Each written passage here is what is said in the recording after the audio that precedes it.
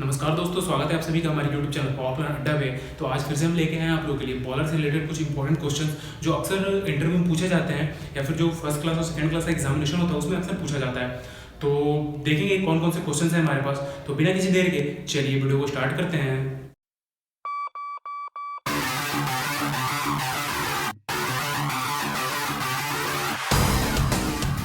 बात करते हैं कौन कौन से क्वेश्चन है हमारे पास। तो सबसे पहला क्वेश्चन है what is S fusion temperature. क्या पूछ रहा है, जो हमारा एस होता है ना, तो एस का फ्यूजन टेम्परेचर कितना होता है। जो एस का फ्यूजन टेम्परेचर होता है वो अराउंड 1300 से 1400, मतलब 1300 टू 1400 डिग्री सी के बीच में ही होता है, ठीक ना। एस का फ्यूजन टेम्परेचर कितना होता है, 1300 से 1400।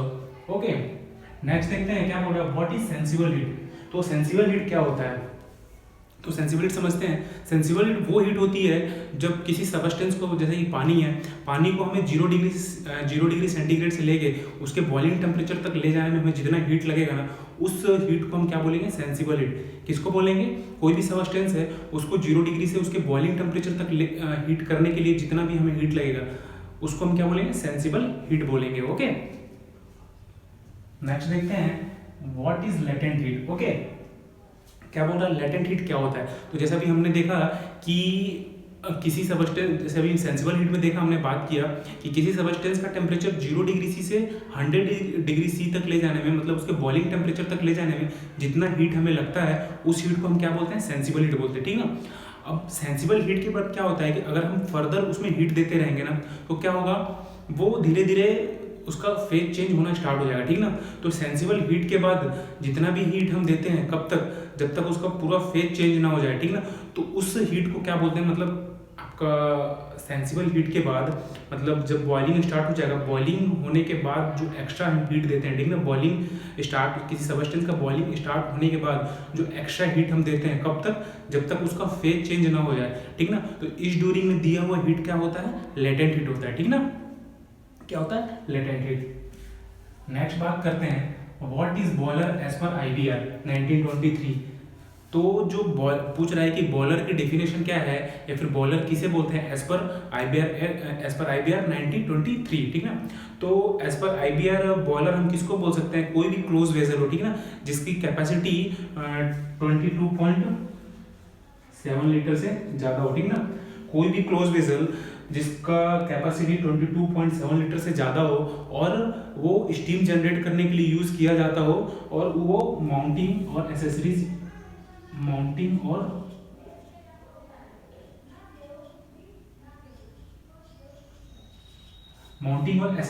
कोई भी एक माउंटिंग और एसेसरीज उसमें लगा हुआ हो, उसको हम क्या बोलेंगे, एज पर IBR उसको हम बॉयलर बोल सकते हैं, ठीक ना। क्या हुआ डेफिनेशन, कोई भी ऐसा क्लोज वेसल जिसका कैपेसिटी 22.7 लीटर से ज़्यादा हो और उसका यूज हम स्टीम जनरेट करने के लिए कर रहे हो और उसमें कोई भी माउंटिंग या एसेसरीज लगी हुई हो, तो उसको हम एज पर IBR उसको बॉयलर बोल सकते हैं। ओके, तो नेक्स्ट बात करते हैं coal size use in AFBC boiler. जो हमारा AFBC बॉयलर होता है, एटमॉस्फेरिक फ्लूइडाइज्ड बेड कंबस्टन, ठीक ना। तो इसमें जो कोल की साइज होती है वो क्या रखते हैं, तो वो साइज होता है हमारा 6 to 8 mm, ठीक, कितना होता है, 6 to 8 mm होता है। नेक्स्ट देखते हैं क्या बोल रहा है what is bed material. Bed material क्या होता है, बेड मटेरियल क्या होता है, जो रिफ्रैक्टरीज होती है हमारे, रिफ्रैक्टरीज का छोटे छोटे पार्टिकल्स होते हैं, लाइक सैंड टाइप का, सैंड जो होता है सैंड टाइप का होता है।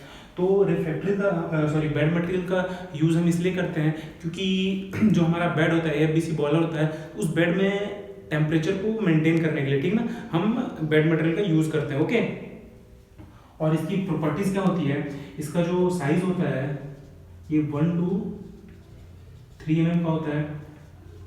इसकी डेंसिटी होती है आपकी 1000 kg पर मीटर क्यूब। ओके, और इसमें जो वो होते हैं कंपोजिशन होता है, इसमें सिलिका होता है आपका, सॉरी, इसमें जो एल्यूमिना होता है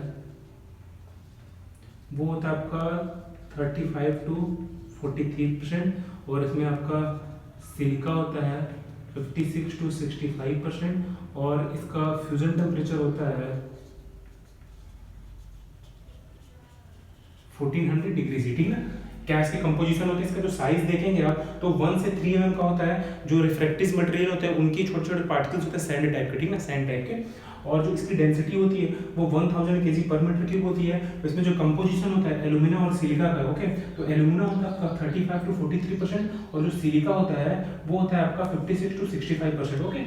और इसका फ्यूजन टेम्परेचर देखेंगे तो 1400 डिग्री सी हो रहता है, ठीक ना। फ्यूजन टेम्परेचर दैट मीन्स कि उस टेम्परेचर के आगे जाएगा ना, जैसे कि 1400 डिग्री से ज़्यादा अगर हीट होगा तो फ्यूज हो जाएगा, मेल्ट हो जाएगा, ठीक ना। जो क्लिंकर बनता है तो यही होता है कि आपका जो बेड मटेरियल जो फ्यूजन टेम्परेचर है उस टेम्परेचर को अगर क्रॉस कर गया टेम्परेचर बेड का तो क्या करेगा, जो बेड मटेरियल उसको फ्यूज कर देगा, ठीक ना। वो मतलब पिघलने लगता है हार्ड, उसके बाद वो हार्ड हो जाता है, ठीक ना। ये तो बात कर ली हमने बेड मटेरियल की। नेक्स्ट क्वेश्चन क्या बोल रहा है, फंक्शन ऑफ एयर नोजल। जो हमारा एयरबीसी में बेड के नीचे एयर नोजल लगे रहते हैं उनका फंक्शन क्या होता है, तो उनका फंक्शन यही होता है कि जो एयर बॉक्स होता है या फिर विंड बॉक्स होता है, विंड बॉक्स से कंपार्टमेंट में प्रॉपर एयर सप्लाई करवाना, ठीक ना। एयर नोजल का काम क्या होता है, जो विंड बॉक्स है विंड बॉक्स से एयर कंपार्टमेंट में प्रॉपर एयर सप्लाई करवाना। जो विंड बॉक्स होता है वो हमारा हाई टेम्परेचर सस्टेन करने वाला होना चाहिए, ओके। तो नेक्स्ट क्वेश्चन देखते हैं क्या बोल रहा है, what is stoichiometric air fuel ratio. Stoichiometric air fuel ratio क्या होता है, ठीक ना। तो स्टिचियोमेट्रिक एयर फ्यूल रेशियो वो होता है, जैसे कि मान लीजिए कि किसी भी फ्यूल को हमें जलाना है, ठीक ना, तो उसके लिए कुछ ना कुछ हमें एक्सेस एयर लगेगा, ठीक ना। कुछ ना कुछ थ्योरेटिकल एयर जो हम कैलकुलेट करते हैं कि हमें कितना एयर चाहिए, किसी जैसे 1 kg फ्यूल को जलाने में कितना एयर चाहिए, हम वो थ्योरेटिकली कैलकुलेट करते हैं, ठीक ना। तो जितना वो एयर चाहिए उतना ही एयर देके हम अगर उस फ्यूल को जला देते हैं, ठीक ना, हमें अगर एक्सेस एयर देने की जरूरत नहीं पड़ती है तो उसको हम क्या बोलते हैं, stoichiometric air to fuel ratio, ठीक ना। बट ऐसा होता नहीं है, स्टिचियोमेट्रिक एयर फ्यूल रेशियो हमारा बन नहीं पाता, हमेशा हमें एक्सेस एयर देना ही पड़ता है, ओके। तो स्टिचियोमेट्रिक एयर फ्यूल रेशियो किसको बोलते हैं, वो रेशियो जिसमें प्रॉपर हमें पता हो कि हमें 1 kg फ्यूल जलाने के लिए हमें इतना ही एयर देना है और हम उतना ही एयर दें, उसको हम क्या बोलते हैं, stoichiometric air fuel ratio, okay. Next है हमारे पास व्हाट इज बैलेंस ड्राफ्ट, ठीक।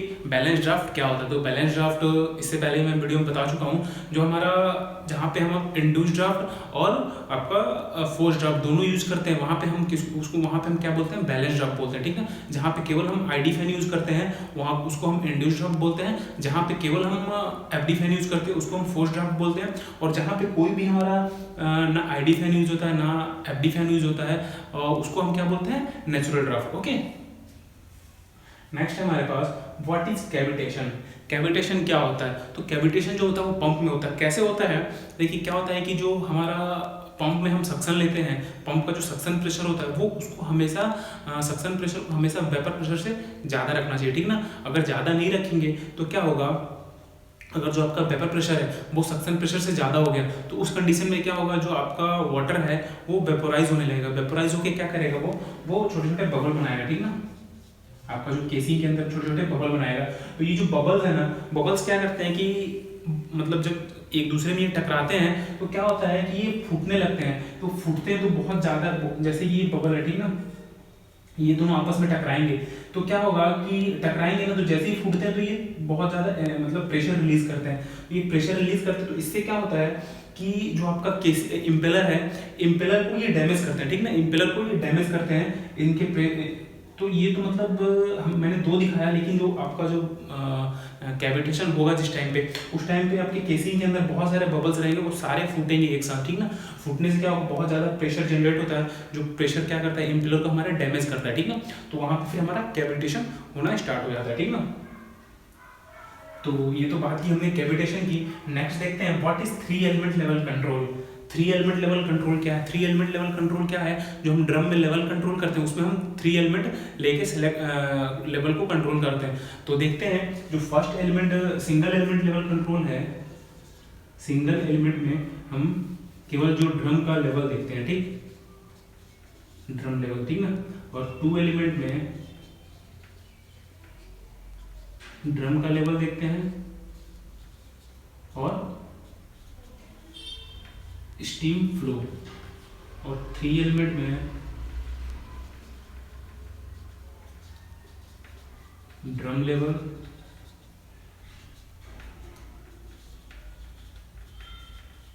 Steam flow plus feed water flow, ठीक।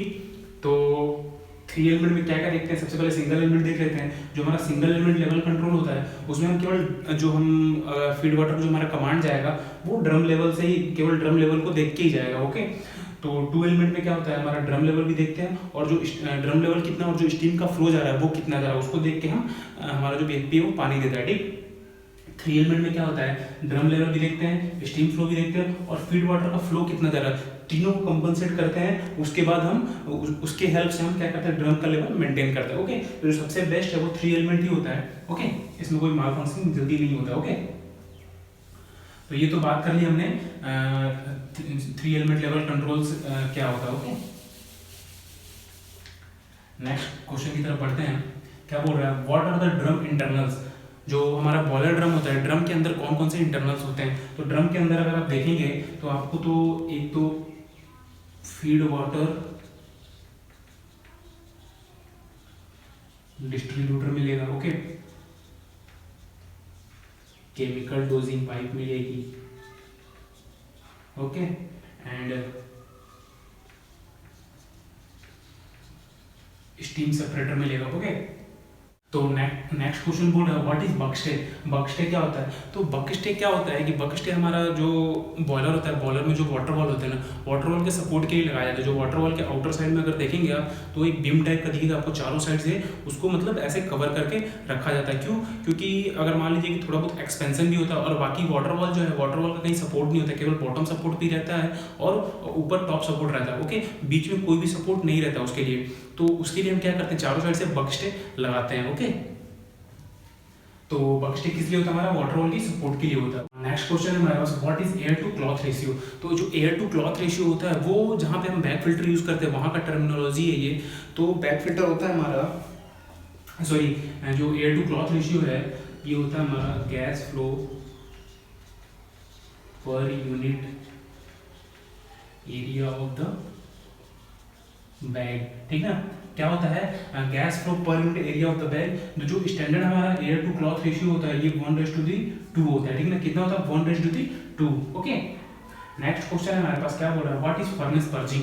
तो फर्नेस पर्जिंग क्या होता है, फर्नेस पर्जिंग वो होता है जैसे कि हम लाइट अप करने जा रहे हैं। ठीक ना, हमारा बॉयलर शट डाउन हुआ था 1-2 दिन के लिए। ओके, उसके बाद हम लाइट अप करने जा रहे हैं तो हमें क्या लगता है कि जो हमारा फ्लू गैस पाथ है, फ्लू गैस पाथ हम पूरा क्लियर करना चाहते हैं। क्यों, क्योंकि अगर मान लीजिए कि उसमें कोई भी कंबस्टिबल गैसेस है या फिर कुछ भी है, तो जैसे ही हम उसमें अगर बिना पर्जिंग के मतलब बॉयलर लाइट अप किए, उसको जैसे ही फ्लेम मिलेगा, जैसे ही आग मिलेगी फिर हीट मिलेगा, वो तुरंत जलने की कोशिश करेगा, जिससे क्या होगा, बॉयलर में एक्सप्लोजन हो सकता है। ओके, तो इसलिए हम क्या कोशिश करते हैं कि जब भी हम लाइट अप करें उससे पहले हम फर्नेस का पर्जिंग कर लें। ठीक ना, कि जो भी कंबस्टिबल गैसेस हैं या फिर कुछ भी हो वो वहाँ से बाहर निकल जाए। ठीक ना, तो इसीलिए हर लाइट अप से पहले हमें पर्जिंग करना जरूरी रहता है। ओके, कई सारे बॉयलर में देखेंगे आप तो विदाउट फर्नेस पर्जिंग किए आपको आगे परमिशन नहीं मिलेगा। ठीक ना, तो ये तो हो गया हमारा फर्नेस पर्जिंग।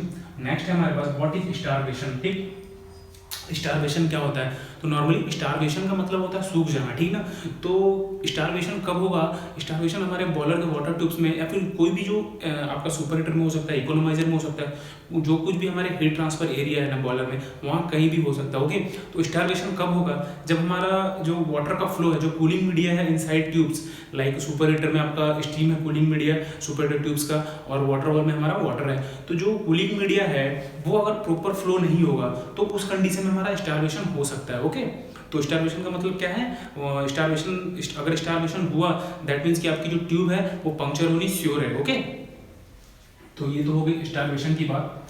नेक्स्ट देखते हैं what is hydro test pressure. तो बहुत ईजी सा क्वेश्चन है, what is hydro test pressure. तो हाइड्रो टेस्ट प्रेशर जो होता है वो डिजाइन प्रेशर से हमेशा 1.5 टाइम्स ज़्यादा करता है। ओके, नए बॉयलर के लिए, अगर पुराना बॉयलर है तो 1.5 टाइम्स ज़्यादा करता है। ठीक ना, for new boiler 1.25, old boiler 1.5।